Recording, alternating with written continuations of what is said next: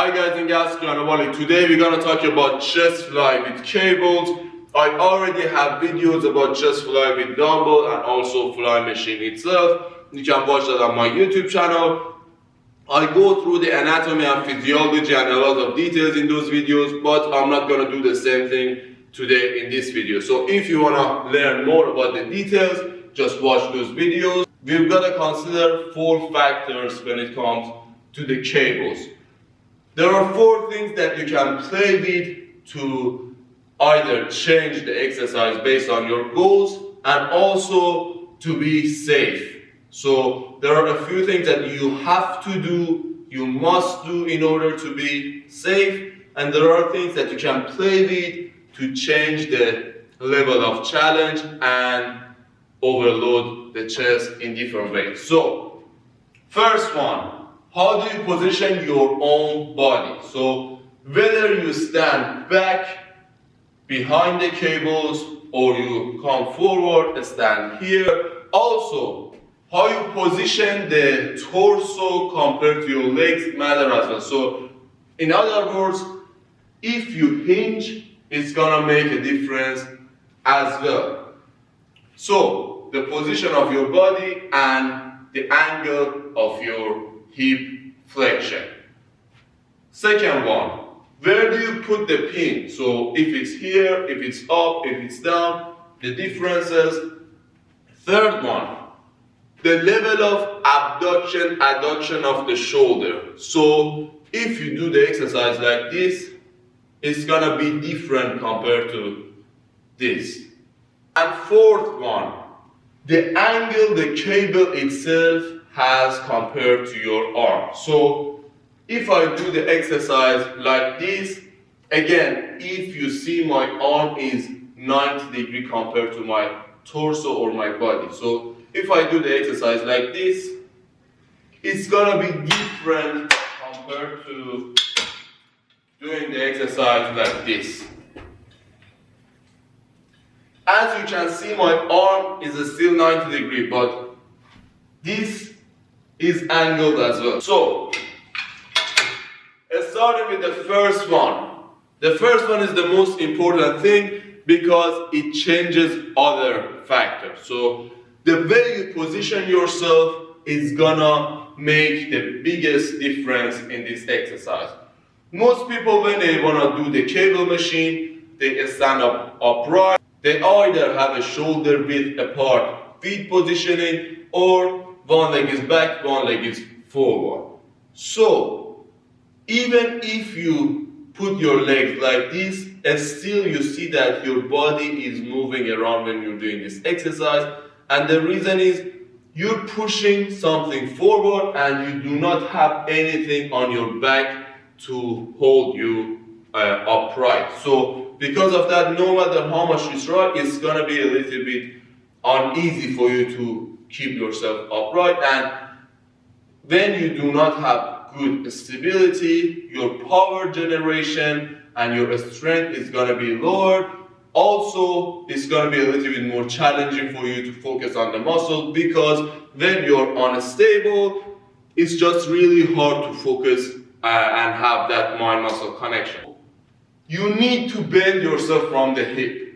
So if I bend myself like this, so I'm 90 degrees compared to the ground, when I do the exercise, this time when I push, because the gravity is keeping me down, I'm not gonna come off the ground. So because of that, my stability is supported. If you have trouble with flexibility, you've got to consider that you can do a little bit of manipulation to still do the exercise properly. Because as you saw, my body was parallel to the ground, and it's really hard for a lot of people to bring the chest down and keep their back flat and do not feel any kind of tingling sensation or any kind of tightness on their hamstring.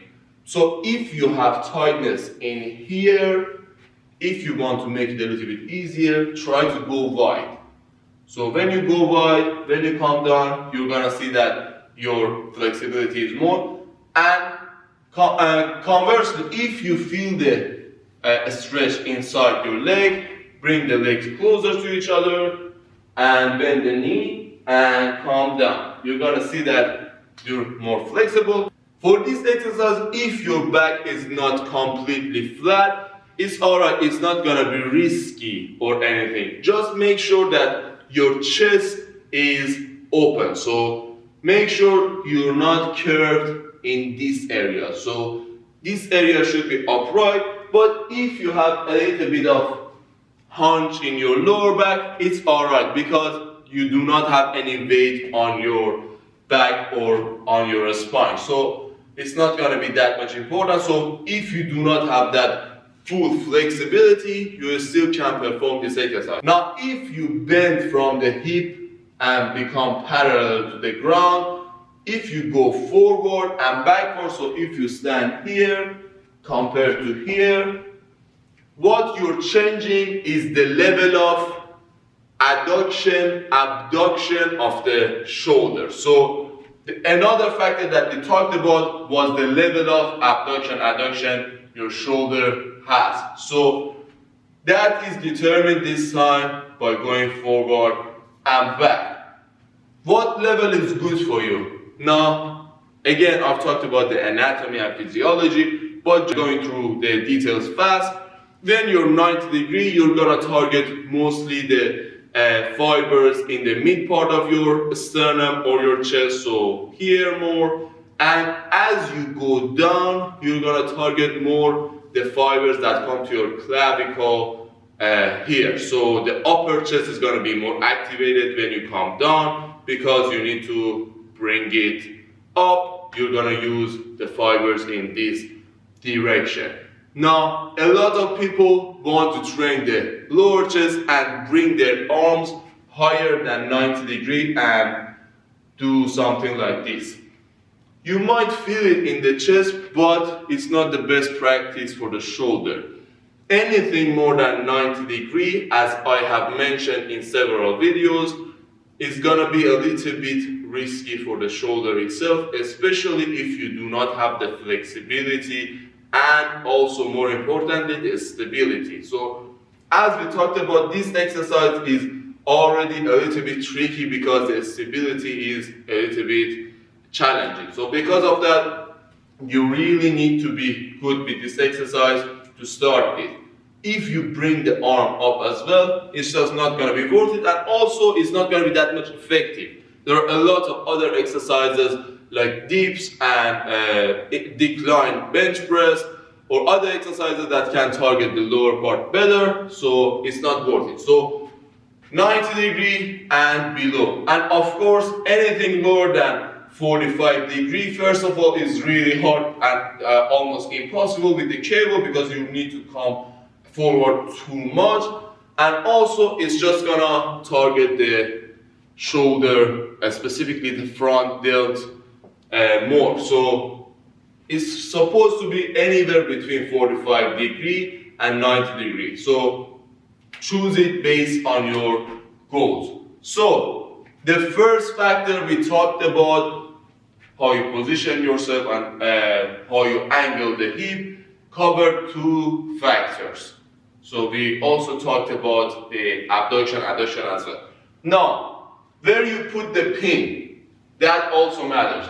As you see, when I bend down, when I do the exercise, my arm is gonna be at its maximum a little bit higher than my chest. So even with the best flexibility, it's really gonna be hard for me to grab the cables if they are all the way up. So if I want to do this exercise right now, it's gonna be really hard for me to hold it here. Now, if you are going really light, that's alright. You can get a good stretch here on your chest. You can also control it, and it's gonna be alright. But if you go heavy, it can be really risky. So make sure if you bring the pin up, the weight is lower as well. Now also we have to talk about what difference it makes as well. It's not just about the stretch, it's also about the contraction as well. Starting with the pin on height that's pretty much up, I'm gonna tell you the dynamics of this variation. So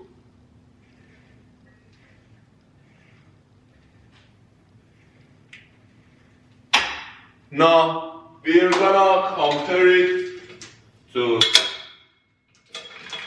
this.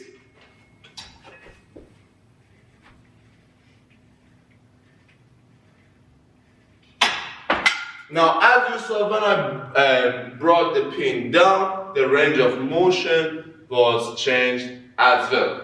Of course, if I bring the pin to my chest, so when I was standing up, if this is around my chest, when I bend, I'm gonna have the normal range of motion. But as you saw, we went to the extremes as well. So just to understand the difference, we're gonna talk about again angles.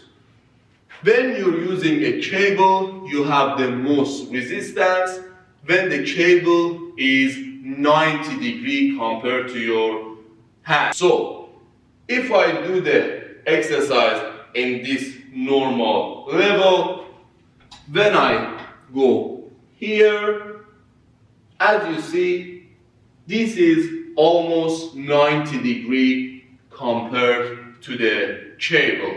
Now, this is gonna be in a different level compared to when I bring it down. So when I bring it down, now here is 90 degrees compared to the cable. And when I bring it up, now here is 90 degrees compared to the cable, as you can see. Now it might be a little bit higher or lower, but overall you understand what I mean.